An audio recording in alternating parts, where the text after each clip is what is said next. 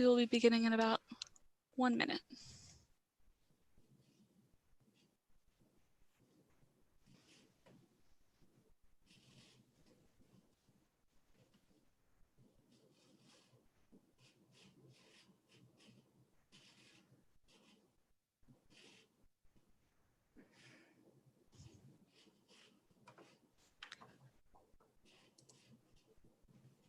Thank you all for being here today. My name is Mary Rubin, and I am the past president of the Society of Florida Archivists. Today, we are continuing our SFA Archives Month webinars. We will be holding all questions until the end of the webinar. Today, we have Hannah Davis, the preservation librarian at the Florida State University, Crystal Thomas, digital archivist at Florida State University, as well as myself, archivist for the University Archives at the University of Central Florida. Today, we will be talking about what we've learned in the last year since migrating to ArchivesSpace. And with that, I hand it over to Crystal. Thank you, Mary. Good afternoon, everyone. There we go. I was just waiting for control of the screen.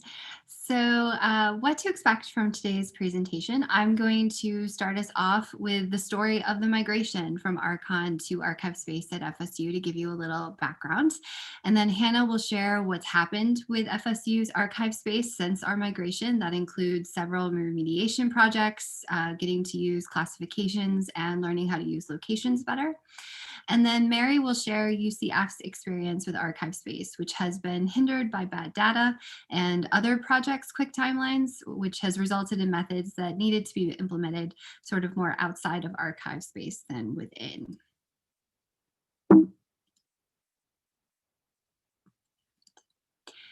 So to get us started, in 2013, FSU first presented to SFA at an annual meeting about what we called our Finding Aid project.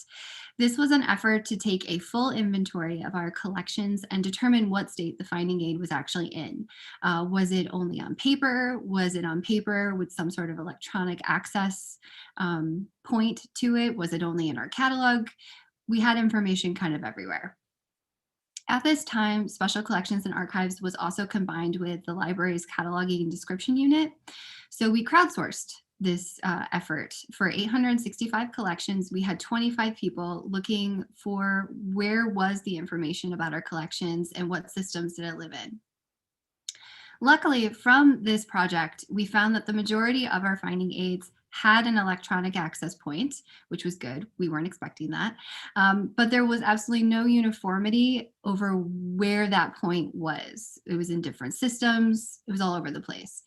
We also found that the information in our finding aids didn't always match at the different access points.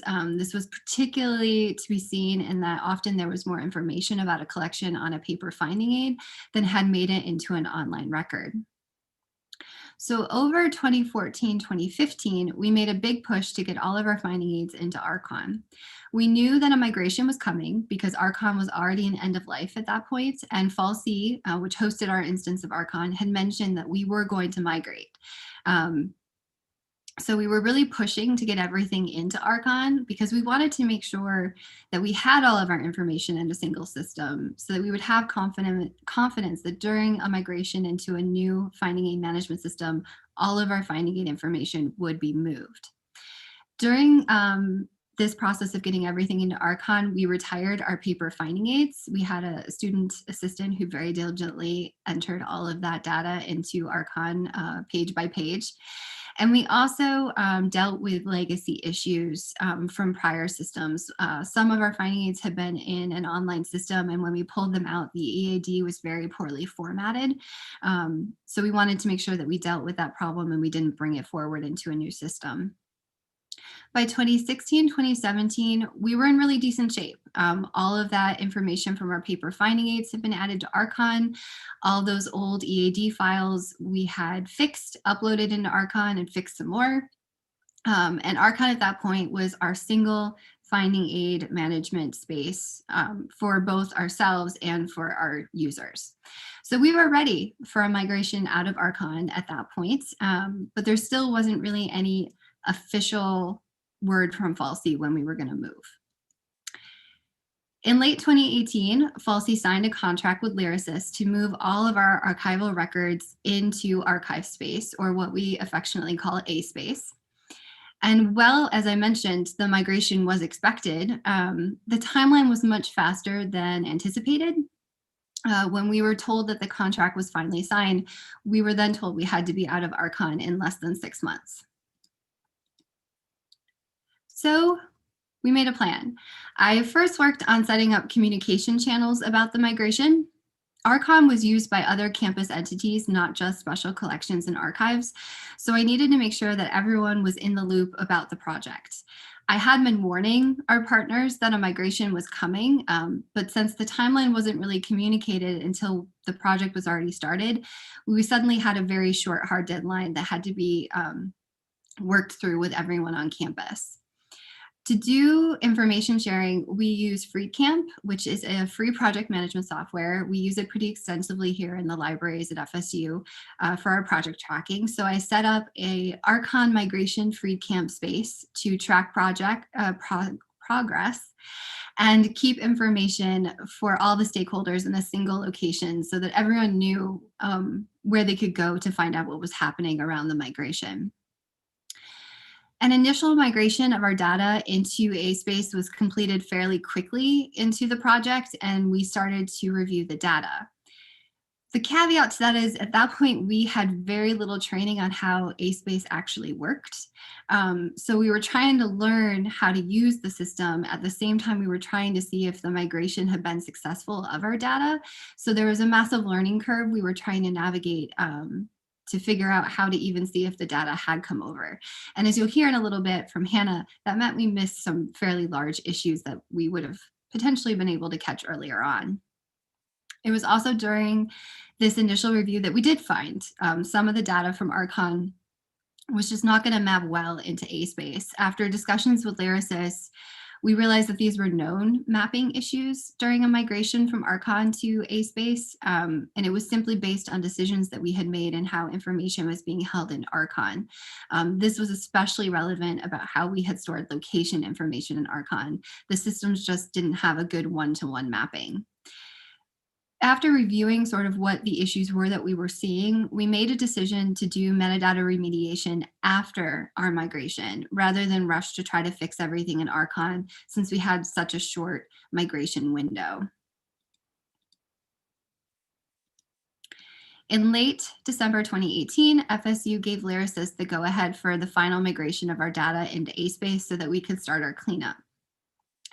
We did this pretty quickly because we knew Archon was going to remain public for a fairly good amount of time. And so we were buying ourselves a cushion in which we could get ASpace kind of up to snuff and in a place we felt comfortable making it public, but still have Archon up and running in the meantime so that our users wouldn't lose access to our finding aid information. Over spring break 2019, we utilized crowdsourcing again to fix the problems that we knew we had migrated over. I held training and work sessions on how to review and make changes to records in ASpace to correct the fields that we had flagged during our initial review that would need help, essentially. Working with a mostly volunteer team of 30 people from across campus, I led a complete metadata remediation project which reviewed 1,399 records in less than a month. The goal for this particular remediation was mostly to clean up formatting and display issues. We knew there were bigger issues around location information, but that would need to be dealt with later with special collection staff. We could still find everything. All the location information was still there. It was just messy for a lot of our collections, and Hannah will discuss more about that in a moment. We also, at this point, were still learning the system itself. We were doing more training, particularly with stakeholders, people who are going to interact with the system on a regular basis. And we were starting to update some of our documentation. We also were talking to Lyrasis a lot at this point around issues or confusion that we were having with the system. And essentially what we were doing is learning the system's limitations. And we were realizing we were going to have to change how we thought about how we stored some of our information and our finding aids moving forward. We officially closed down our instance of Archon in early April 2019, which is about 5 months after we started our migration process. And at that point, all of our users were redirected to use the new ASpace site. It was also at this time I started the task of handing over technical lead duties to Hannah for ASpace. Me remaining on as technical lead didn't really make sense. Archon had sort of landed with me, for lack of a better home, for a technical lead when I was hired at FSU, but we had since grown our department and we had people much better suited, such as Hannah. So I handed ASpace over to Hannah to continue the training, documentation, and implementation of ASpace. I think we completed that finally in the summer of 2019. And now Hannah will chat more about what we have done with ASpace since we migrated.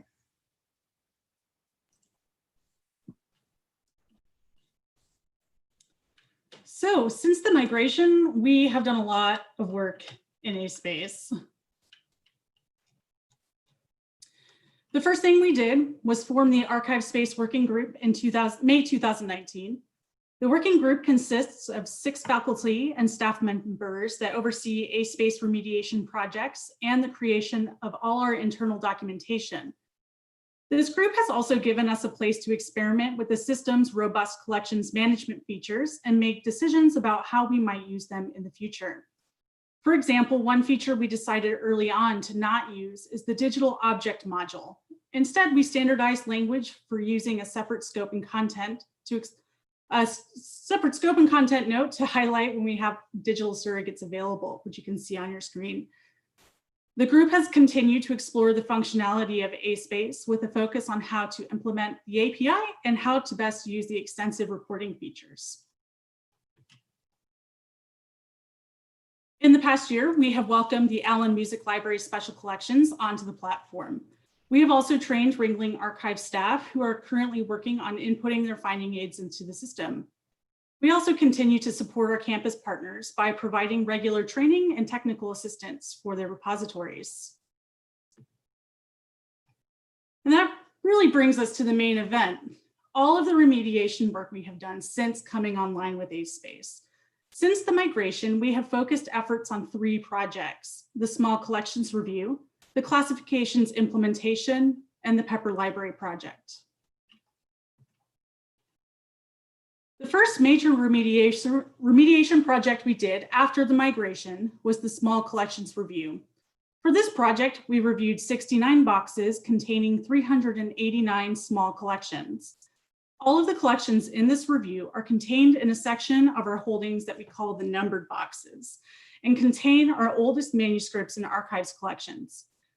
Many of the numbered boxes didn't have location information in Archon or ArchivesSpace, so we worked from an old location spreadsheet. These collections have posed several collections management issues over the years, as several of the collections in the numbered boxes had been merged into other collections, been given new MSS numbers or collection titles, or potentially been deaccessioned from the collection. The project started as a division-wide intercession project and was finished by our graduate assistant. This project gave us the opportunity to add or update any missing required fields in the finding aids, as well as improve the collection's descriptions. This was also a great moment for minor preservation work.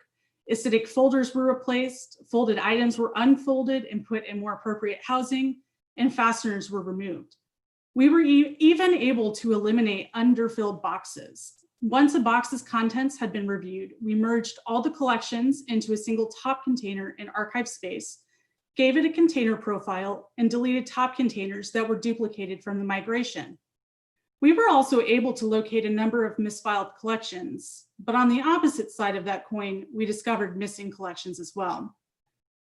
During this project, we discovered the difficulties of having separate repositories when materials from those repositories share locations and top containers. Because our 3 main archives curatorial areas were entered as repositories in Archon, they migrated over as separate repositories. This became problematic when we started this project, as many of the numbered boxes house both manuscripts and university archives collections. And we realized that you can't view all of the collections in a single box or shelf from the staff view. To solve this problem, we ended up merging our 3 repositories into a single special collections and archives repository. Of course, this created other small tasks. Pearls broke and needed to be fixed, and curatorial area classifications needed to be reattached. Overall, this project was very successful and was a great starting point in our long road of ASpace remediation. Our next big project was implementing the classifications modules. The ArchivesSpace working group defined 12 new classifications and 4 subclassifications. Utilizing classifications allows researchers to browse collections at a higher level than subject headings.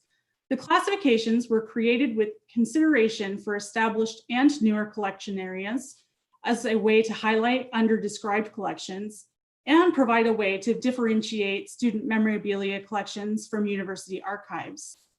During this process, 7 faculty and staff members reviewed each finding aid to assign 1 or more classifications. The whole review process took about a month to complete. During the review, we found collections that defy current classifications, as well as pockets of classifications that should be fleshed out into subclassifications. For example, a lot of collections in the literary manuscripts classification were created by women, and we feel it's imperative to further highlight those collections. Our biggest ASpace remediation project to date is the Pepper Library project. Materials at the Pepper Library never had any location information in Archon, so we spent several months in late 2019 inputting location information into ArchivesSpace. Because one of our big goals for using ASpace is to use the space calculator and pull extent reports, we realized the Pepper Library project would be a great blank slate to evolve our practices surrounding extent, locations, and container profiles. Throughout the project, we encountered several obstacles to loading information into the system in an efficient manner. The biggest problem we encountered had to do with how the migration handled top containers in the Claude Pepper papers. Another question we had to answer was how to quantify materials that aren't in containers at all. The last big questions we grappled with was how to batch upload top containers into accession records, since there is no tool in ASpace that supports that function. We had a team of 8 faculty and staff inputting locations into a spreadsheet representing all the shelves in the Pepper storage area. By using the spreadsheet, multiple people could add location info to ArchivesSpace at the same time. The spreadsheet also became the key for where a collection was in the data entry process. Phases included item added to spreadsheet, but awaiting bulk upload, or boxes in the system and needs location and container profiles added, or it was just an item that altogether needed more information before it was added. This part of the project was completed fairly quickly, but uncovered problems that would hinder us in later steps. Information about some accessions and accruals to the political collections had never been entered into Archon, so we had to create records for those materials. It was also through this process that we encountered the biggest migration headache to date, the merged top container. So the Claude Pepper papers contains over 100 series with about 1,500 boxes housing the entire collection.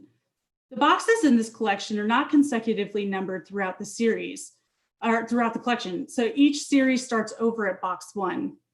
During the migration, every single series boxes with the same number were merged into a single top container instance. For example, each series has a box 1. Now the top container instance for box 1 contains 100 series worth of folders. So here's an example of the box 1 top container instance. You can see here that it contains records from the various series that are listed. Here's another view of the same top container instance. There are 716 folders linked to this single instance. The screenshot was taken after we had already started moving folders out of this top container. Before we started this work, there were about 1,200 folders linked to this single top container. So we have thousands of folders linked to merged top containers, and the main goal of the Pepper Library project was to gather location and extent information. So we decided on a naming convention for the boxes, which included the series and box number, and opted to only attach the top container instance to the first folder in each box. By prioritizing creating the new top container instances, we were able to quickly enter the location and container profiles of every box in the Claude Pepper papers. The example shown here illustrates how we attached the new instance to the first folder. We have started the process to attach the correct container instance to the rest of the folders, but we have about 90 more series to get through. Fortunately, this has been a great remote project during FSU's COVID-19 response, and the work has continued over the past few months. The summer before the iSpace migration, FSU Student Affairs was going through its own transition, relocating from the soon-to-be demolished Student Union. In the time leading up to the demolition, Student Affairs and other campus departments located in the Union started transferring their records en masse to the university archives. However, because we were directed to not enter anything into Archon before the migration, many of these collections didn't get accessioned into Archon before the cutoff. Heritage and University Archives had also received an inordinate amount of material from other campus departments, as well as a large transfer from the state archives. Some of the collections had upwards 100 boxes each, and we needed to figure out a way to bulk upload the containers to accession records. Unfortunately, there's no quick way to do this. You cannot batch create new containers in ASpace. Luckily, we had the load via spreadsheet plugin installed, and we were able to create top containers by uploading spreadsheets with each box described as an item, then later gave the batch created top containers location and profile information using the Manage Top Containers feature. However, the load via spreadsheet plugin is not available for accession records, so we had to create collection records. And we described the instance type as accession and left them unpublished. As a division, we are still trying to figure out how we want to enter accessions into ArchivesSpace. I have only a few items on my hindsight wish list. I wish we had known what we were in for regarding similarly numbered boxes. I also wish we had known about how ASpace handles separate repositories. However, with the Harvard spreadsheet plugin, which I've linked in the slides, and lots of patient staff work, we were able to solve many of our problems in a year. So I'm going to pass it off to Mary now. Thank you, Hannah. All right. So, hi everyone. My name is Mary Rubin, and I am at the University of Central Florida. And before I begin, I'm just going to say that the opinions reflected in today's presentation are solely my own and do not reflect the opinions of my colleagues. So, the University of Central Florida Library, Special Collections, and University Archives has undergone many migrations over the past 5 years. So I'm just going to go over them real briefly. In 2015, we participated in a website migration. We had 6 months to migrate our old all-in-one website. The new platform that was chosen was WordPress, and I knew previously from working with WordPress that it would not handle many of our old website pages. For example, our finding aids used to live on our website. So not only did we have to migrate our website to WordPress, but we also had to migrate into an entirely new finding aid platform. We weren't included in the discussions when WordPress was chosen, so when I brought up our finding aid, we only really had 2 options then, the free ones. We could go to PDFs and load them into our new digital repository for bpress, or we could use Archon, which was already unsupported by then. Our finding aids were created in EAD XML, so we chose Archon to maintain archival standards despite the defunct platform. Lastly, LibGuides was used to house our Florida Archives and Manuscript Repository. The year before, Islandora became available to us, so we technically had 2 different options to choose for a digital repository. The Special Collections Archivist chose Islandora, and I, as Archivist for University Archives, chose bpress. So we went from an all-in-one website to 4 to 5 different platforms. I presented on this at the 2017 SFA annual conference, and the PowerPoint is on SFA's website. In 2018, the conversation began about migrating from Archon to ArchivesSpace. Our Archon instance was hosted by FALSC, the Florida Academic Library Services Cooperative. They contracted the migration and hosting with Lyrasis, and Lyrasis was able to provide an initial import of Archon to ArchivesSpace data that we could use to determine what we needed to clean up, or really what we needed to prioritize to clean up before the actual migration occurred. Again, we had 6 months or less to do so. And our Archon instance was eventually shut down at the end of March 2019.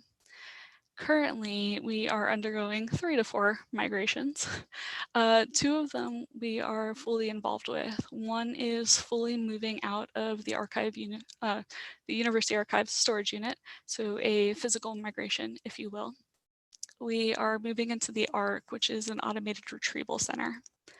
The second is a migration of our servers to Microsoft Teams. The other 2 migrations we are minimally involved with. For public universities and colleges in Florida, there is a statewide migration in the works for our cataloging system. Lastly, we are also migrating, or really duplicating, items from Islandora to bpress. This mostly affects the Special Collections Archivist at UCF since I chose to migrate to bpress back in 2015. I'll be sharing this timeline throughout my presentation to weave back and forth through the different effects of these migrations on our use of ArchivesSpace. But considering all of these migrations, I will say that we do have some trust issues. And these trust issues play a role in some of the things that we do. Again, solely my opinion. So getting into it, I need to mention that we still code our finding aids in EAD XML. We specifically use a program that looks like it's from the 90s. It was made in 1995, but last updated in 2014. It's a templating program that allows us to go step by step and input information into our XML EAD code. We have a server that enables us to render this code for instantaneous checking of finding aids. As part of our internship program, we teach our students how to code the container list of finding aids. This helps them gain a new skill of working with code. Often it's enough for them to feel comfortable making corrections in the rest of the XML once it's gone through the templating process. Coming back to the timeline, I've spoken with our IT director who's assured me that Microsoft Teams will also be able to render our XML files like our server does. But until I see it with my own eyes, I suspect that we may need to change this entire process. Like I said earlier, trust issues. So you may ask why I bring this up. Well, the first thing I did when we got the initial import of data from ASpace was to test the export.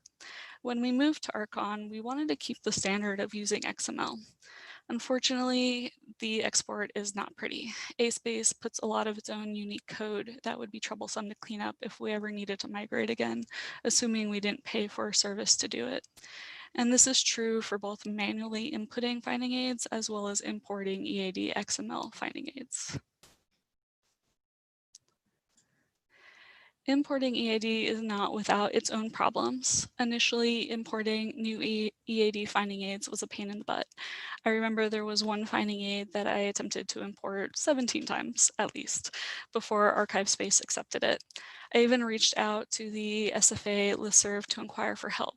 Thankfully, Sarah Coates from the University of Florida was able to help me decipher some of these error logs. Often the errors stemmed from empty code, but these errors were super helpful for figuring out what needed to change in our process. Now I rarely encounter any errors upon importing. During the initial import for Lyrasis, myself and several students combed over our finding aids to figure out what pieces of data were affected. This is a screenshot from early 2019. There were 8 pieces that we discovered that didn't translate cleanly. 2 of these were the paragraphs in the scope and contents and the biographical historical note. If they had more than one paragraph, then the paragraphs didn't retain properly. These 2 pieces of data were prioritized for after the migration since they would be easy to fix. We did mark 3 pieces of data that we did want to fix before the migration. One, we noticed that if subseries had containers, then it resulted in very messy data in ASpace, and that's the one that I'll mention a little more thoroughly. The other two that we fixed were folders that should have been subseries, which were just coded badly, and creators that were coded as a person, but the creator was not actually a person. All right. One of the things that we were able to remediate before the final import from Lyrasis was our subseries containers. I don't have a screenshot of the problematic finding aids, but previously our subseries, such as the one bolded on the screen, would have container information. So the example of the site subseries would have had box 1, flat file 1, and flat file 2 listed as the box in our finding aid, since that's where all of the subseries folders could be found. For the purposes of the next slide, I'm just going to point out that the first folder in the site subseries is called selection criteria. So again, I don't have a screenshot to properly show this, but in ArchivesSpace, the folders take the subseries container information in addition to their folder container information. So in that initial import from Lyrasis, we were able to see that the selection criteria folder had boxes 1, flat file 2, and 1 again.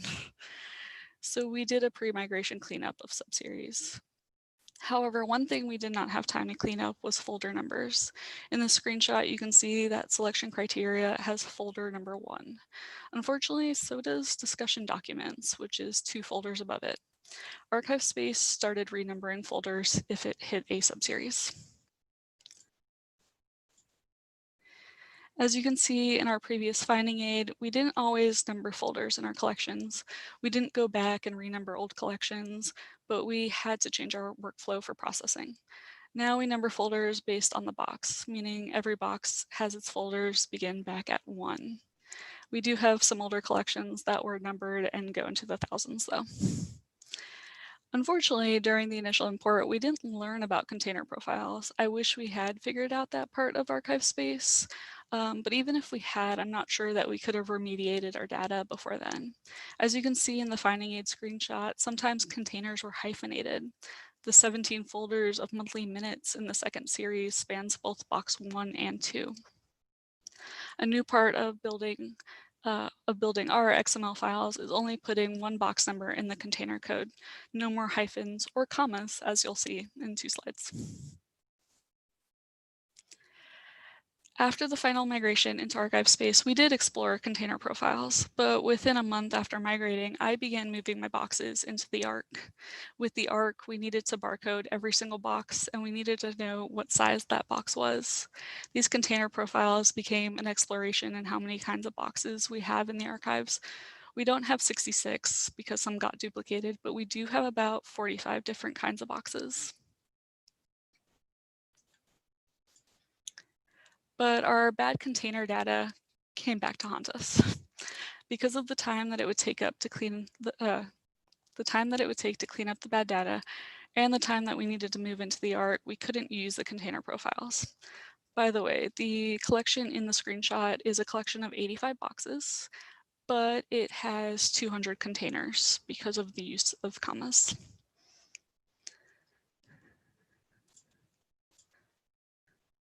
We ended up having to put our information in the catalog. At UCF, whenever a collection is processed, we have a catalog record created for it. The Arch communicates with our catalog, so the catalog makes sense considering that all of the boxes needed to get barcoded and those barcodes needed to go into the catalog. A benefit of using the catalog over ArchivesSpace is that the sizes of the boxes were public. This is really important because the Arch is on the other side of the building and it's accessed on a different floor. So if we needed more information about our box sizes, we didn't need to log into a system. Knowing the size of the boxes helps us determine what kind of cart we want to bring to the Arch, or in the case of only getting one box requested, we can figure out if we need to bring a cart or not. We also came up with a more concise label for our sizes. As I mentioned earlier, we are undergoing a catalog migration. Recently, I was able to access the new catalog to see what our catalog record data looks like, and thankfully we only have one request for a change. So putting our container data in the catalog seems to have been the good choice for now. Also, when I began moving materials into the Arch, In April of 2019, I did it because the university archives had run out of space. I moved all of the process materials since they already had catalog records. Later on, I was told that I need to be out of the university archive storage unit by August of 2020. With COVID, that got pushed back to August of 2021. And since returning to work, that has been pushed forward to March of 2021. Getting back to ArchivesSpace. We actually mimicked FSU's repositories when we set it up. As you may have learned today, this has implications for the locations feature in ArchivesSpace. Until now, our materials have always been separate. With giving up the University Archives storage unit, some of our materials will now be in the same location. Another reason that maintaining our XML files has been beneficial is when we need to print the finding aids. The ArchivesSpace generates a PDF and they are so large. That 85 box collection that I referenced earlier generates a 99-page PDF in ArchivesSpace, while our XML file will print that same information in 23 pages. While remote, during COVID, I finished off our ArchivesSpace help guide, which is geared towards our researchers. It is linked on the front page of our ArchivesSpace instance. While working on this, I did extensive searching. I learned that when you use the creator search, which is a drop down on the home page with the search bar, it will primarily search only creators of collections, not creators at the subseries or file level. Thankfully, most creators for us are connected only at the collection level. The other thing I discovered was that our ArchivesSpace instance was set to the OR boolean instead of an AND boolean. I thought I was going crazy, but I would have to include the word AND in order to get the results that I was looking for. We did get this fixed, thankfully, but reflecting back on this, it makes me wonder about the research requests that we got before then.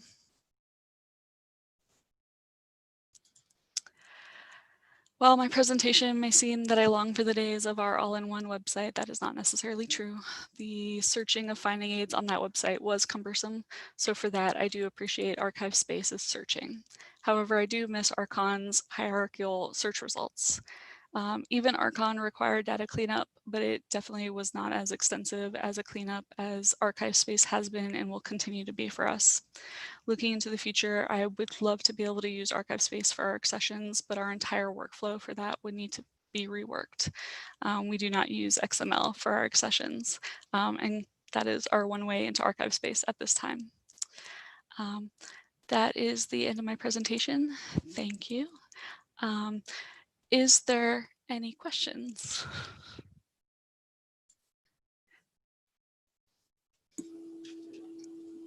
Hey, Mary. Hey. This is Wenxin. I just want to let you know that I really enjoyed all the three presentations. You mentioned about the searching. Yes, I missed that the hierarchical feature of Archon. So I wonder also from SFU, your team, your perspective, what is your experience with the searching capability compared Archon with the ArchivesSpace? Another question is you mentioned about the classification system. Is that in-house or is the Library of Congress classification system that you guys use? I believe Crystal and I talked when we were going over this presentation, as well as Hannah, about the searching. I'm not sure if Hannah wants to jump in and talk about some of the things that she found. Yeah, so I miss Archon searching as well. We have found some interesting idiosyncrasies about the way you search for collections within the public view. We have often been very, what's the word? Just befuddled about how ASpace privileges certain search results. For example, the Claude Pepper collection, which is a major collection that is accessed regularly. If you type in Pepper into our search bar on the public side, it is not the first result that you get. And to answer your question about classifications, those are in-house. We did create the scope for those within our working group. Thank you.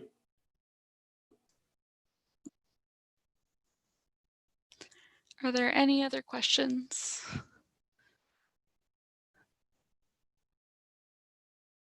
And this goes for the YouTube stream as well.